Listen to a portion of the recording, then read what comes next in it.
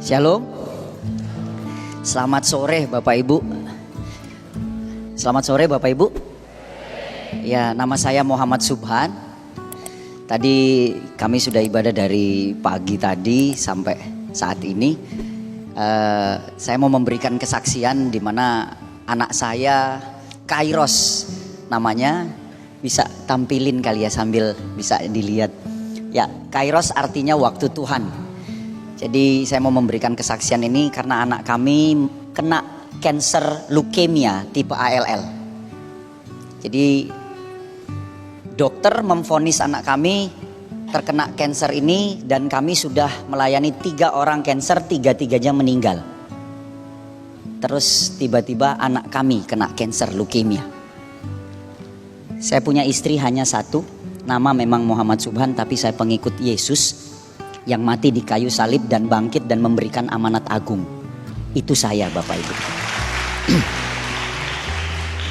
Keluarga masih di seberang, tapi sudah percaya Yesus ibu saya. Itu istri saya yang cantik tadi. Ini 2 anak saya, yang 1 yang botak itu namanya Kairos, yang kedua namanya Noah Jacob Subhan. Nah ini bisa lanjutin ini. Ini mukanya anak saya sebelum terkena kanker dan setelah kena kanker. Waktu kondisi ini terjadi, saya disuruh Tuhan untuk melihat muka anak saya. Saya bilang, ada apa di dalam muka anak saya? Terang-terang di situ nggak enak lihatnya dalam kondisi seperti ini. Tuhan bilang gini, lihat lagi. Saya perhatiin, sebelum ini berwarna, sesudah kena kanker itu tidak berwarna. Berarti karakternya Tuhan itu suka akan warna. Kalau nggak suka warna berarti ego keluar. Kalau ada di negeri ini pengen satu warna, berarti egonya yang mau keluar.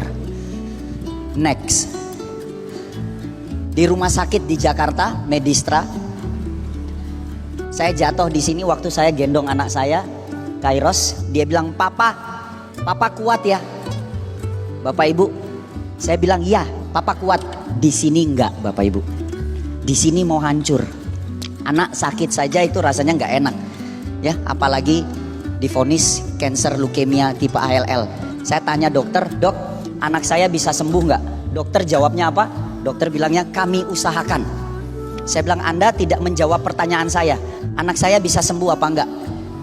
Ada kanker survive, dia bilang gitu. Ada kanker yang sembuh. Saya bilang Anda juga tidak menjawab pertanyaan saya. Pertanyaan saya, apakah anak saya masuk di dalam kategori itu atau tidak? Dia nggak bisa jawab Bapak Ibu. Kami bawa anak saya, bisa liatin ini kondisinya. Buka Alkitab nggak bisa baca Bu, Bapak Ibu. Pada saat itu momennya membuat otak saya nggak bisa nurutin untuk baca. Tapi ada di sini batin suruh bilang gini, kamu mau nyanyi nggak Subhan buat saya? Saya bilang dalam kondisi seperti ini Tuhan, saya harus bernyanyi buat Tuhan. Dan suara itu kencang sekali Bapak Ibu.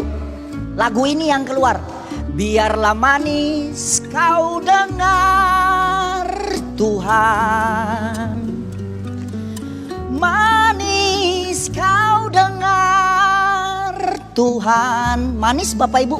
Tidak manis. Proses kayak begini. Di samping anak saya itu ada orang India. Itu pembatasnya horden itu. Itu meninggal. Hemoglobinnya sama 3,2. Kairos bisa turun kencing, dianya enggak. Meninggal Bapak Ibu anak itu. Depan kami. Jadi kami tinggal tunggu giliran meninggal. Menunggu anak giliran meninggal enggak enak Bapak Ibu. Saya bilang ini, Tuhan, gak rasanya ini kenapa bisa seperti ini? Gak enak Tuhan. Mau baca Alkitab aja gak bisa. Rasanya Tuhan gak enak. Tapi Tuhan bilang nyanyi Subhan, nyanyi. Biarlah manis kau dengar. Manis apa Pak? Enggak manis. Suruh nyanyi lagi. Karya terbesar no. Tapi Tuhan suruh nyanyi Bapak Ibu, suara tuh audible sekali. Kami bernyanyi dalam posisi ini. Saya sama istri pegangan tangan sampai bilang gini, Tuhan kami serahkan anak kami Kairos di dalam tangan Yesus. Kami berdua mengatakan itu di tengah-tengah rumah sakit Bapak Ibu. Itu dokter dengar saya ngomong seperti itu pada saat itu. Saya tahu mungkin secara biologis anak kami, tapi ini anakmu Tuhan, kami serahkan Bapak Ibu. Rasanya menyerahkan anak di dalam tangan Tuhan gak enak. Gak enak Bapak Ibu. Tapi Tuhan suruh nyanyi. Bersamamu Bapa, sambil melihat ini, ku lewati semua perkenananmu yang teguhkan hatiku. Engkau yang bertindak, memberi pertolongan, anugerahmu besar melimpah bagiku. Gak enak Bapak Ibu. Bisa lanjut. Perutnya bengkak seperti ini. Dan dia teriak bilang, Papa sakit. Dan kami harus bilang, Kairos kuat nak. Kairos kuat nak. Sakit, kami tidak boleh nangis di depan anak kami. Karena dokter bilang hemoglobinnya akan turun. Next. Dia tiba-tiba kurus, tiba-tiba gendut. Matanya ke dalam, cekung sampai orang kayak busung lapar. Terus tiba-tiba perutnya ke dalam. Gak enak Bapak Ibu. Next, rambutnya botak. Kemoterapi yang membuat sel yang bagus dalam diri anak saya itu hancur juga. Mulutnya luka, dia harus dibuat satu untuk transfusi darah karena tangannya sudah hancur. Next, ini tangannya sudah hancur. Next lagi, dan harus disuntik Bapak Ibu tiap hari 2. Nih suntikannya lebih dari 100 nih, satu kanan satu kiri. Terus lihat tiap hari kami melihat itu. Kenapa nggak berubah-berubah Tuhan situasi yang kami alami pada saat itu? Bisa next. Kami bertanya terus di ruang operasi. Kami bernyanyi di sini. Harus lihat karya terbesar. Bagaimana karya terbesar dalam kondisi ini? Tapi Tuhan bilang nyanyi terus, puji, subhan, puji. Saya bilang Tuhan gak kuat. Terus harus bernyanyi karya terbesar. Bisa terus gambarnya. Lihat ini. Ada cairan putih keluar. Siapa manusia yang bisa keluarin itu? Masukin di dalam tubuh kita sebagai manusia.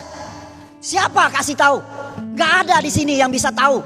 Selain Tuhan yang tahu. Dan harus bernyanyi seperti itu. Maka jiwaku pun memujimu, sungguh besar Kau Yesusku. Harus seperti ini kami pada saat itu. Next Bapak Ibu.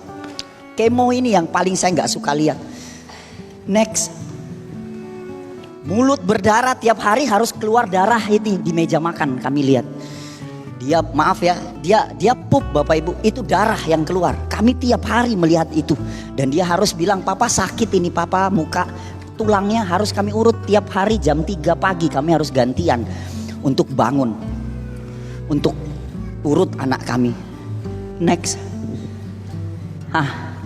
Tapi dia masih bisa seperti ini dalam kondisi leukemia. Saya bilang ini sama istri saya, yang sakit ini siapa? Kita apa dia?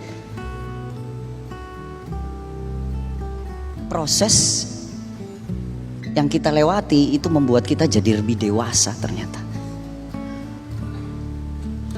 Next, happy. Hati yang gembira adalah obat. Next, dia tiba-tiba gendut. Ini gendut bukan karena makanan, obat Bapak Ibu. Ini obat, dalam waktu 2 minggu bisa gendut. Terus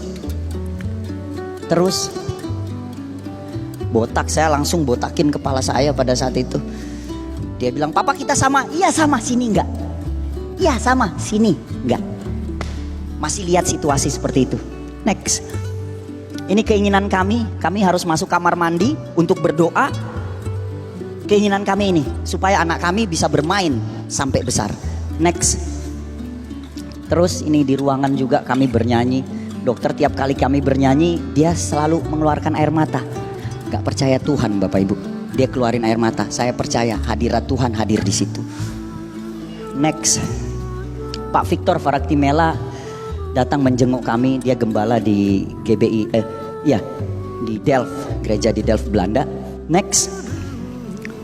Saya bawa ini. Ini dokter bilang ini tanda jumlah kemoterapi yang masuk dalam tubuh anak saya. Dan saya satu persatu harus masukin. Wah, sudah banyak ya. Rasanya nggak enak. Segini banyaknya, jumlahnya 100 lebih Bapak Ibu. Ini masuk dalam tubuh anak saya.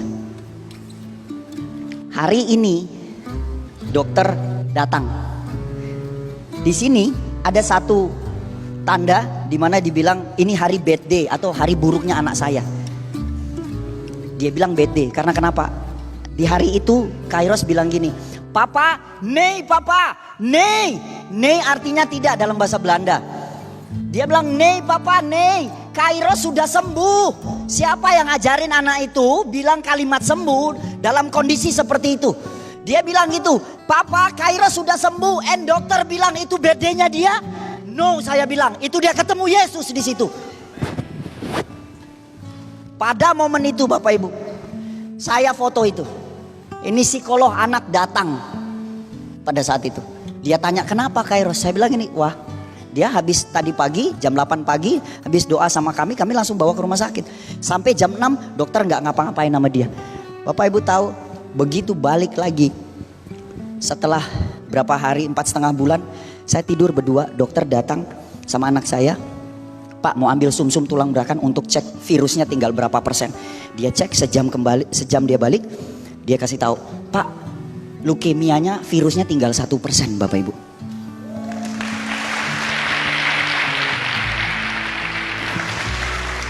Sayanya nggak percaya. Saya telepon istri, saya bilang gini, sayang tinggal 1%.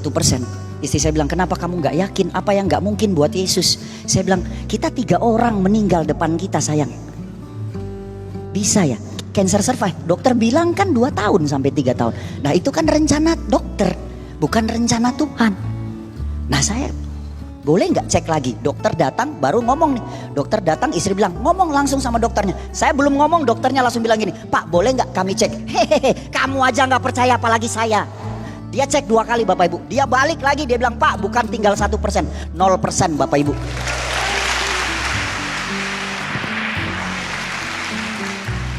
Next. Nah, ini dia sudah sembuh. Dia sembuh Bapak Ibu. Dia sembuh. Ada videonya Bapak yang mukjizat. Habis yang mukjizat ada yang paling baru yang cuma 5 detik itu. Yang mukjizat dulu. Yang mukjizat. Kami banyak belajar dari proses ini.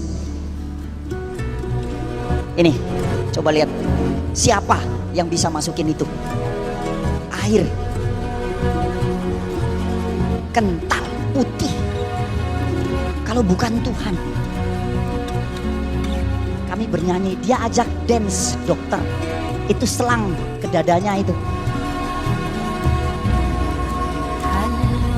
Orang datang untuk lihat. Saya ajak dia jalan setelah sembuh.